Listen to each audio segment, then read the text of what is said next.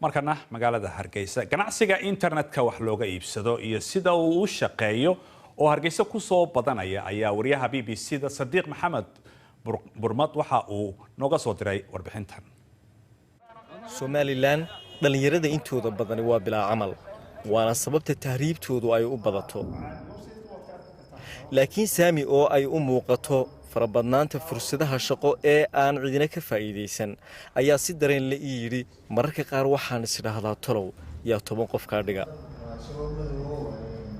wiilkani waa aasaasaha suuqa online-ka wax lagaga iibsado ee saami online macmiilkiisuna waxa ay kala joogaan meelo badan oo Soomaalidu degto horta hawl kastoo la bilaabay caqabadeed bay leedahay caqabadahana waxa kamid ah dhaqaalihii lagu bilaabi lahaa iyo goobta la fadhiisan lahaa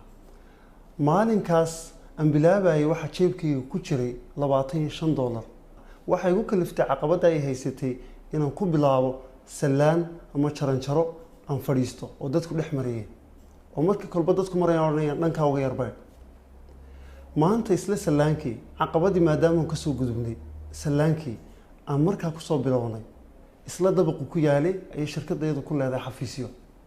ganacsatada suuqa saami wax ku iibiya maanta waxa ay qabaan inay ku faa'iideen nidaamkiisa cusub dad aanan isgaari karaynin ama meheladii aan iman karaynin oo meel fog kala jooga ayaa alaabtii dalbanaya kadib saami alaabtii buu qaadaya oo deliver gareynaya marka waxa ka bedeshay waxa weeye suuqna way soo kordhisay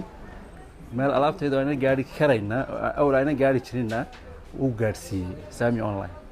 halgankii ugu adkaa ee uu galay waxa uu ahaa sidii uu kalsoonida macmiilka iyo ganacsatada u kasban lahaa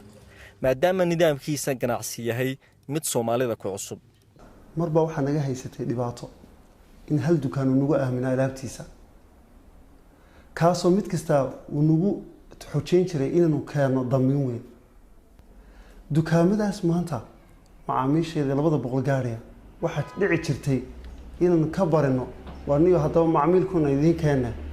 mushqaayada markay idin keena macmiilka mushqaayadu dib noogu soo diro macaamiisheeda magaalooyinka ku kala sugan ee oran jirtay war lacagteedii sayns ku aaminna bilaad naga dhacday maanta waxay maraysaa heer anagoon ogeyn inta online-ka soo galaan website-kayga ay soo iibsadaan alaabo $1,000 $2,000 $400 kala gaaraya imaka shaqaale 10 qof ku dhow ayaa ka shaqeeya saami online balse bilowgii keligii ayaa ku koobnaa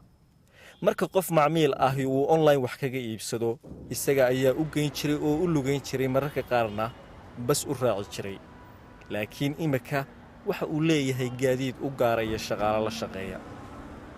haatan saami waxaan isku raacaynaa mid kamid ah macmiilkiisa oo online wax kaga iibsaday website-kiisa alaabtii buu sida gurigu ugu geynayaa saami inamaride macmiilkan aanu raacay iyo kuwa kale oo kamid ah macmiilkiisuba waxa ay la dhacsan yihiin inay adeegteen iyagoo aan albaabka dhaafin Sadiq Maxamed burmad BBC Hargeysa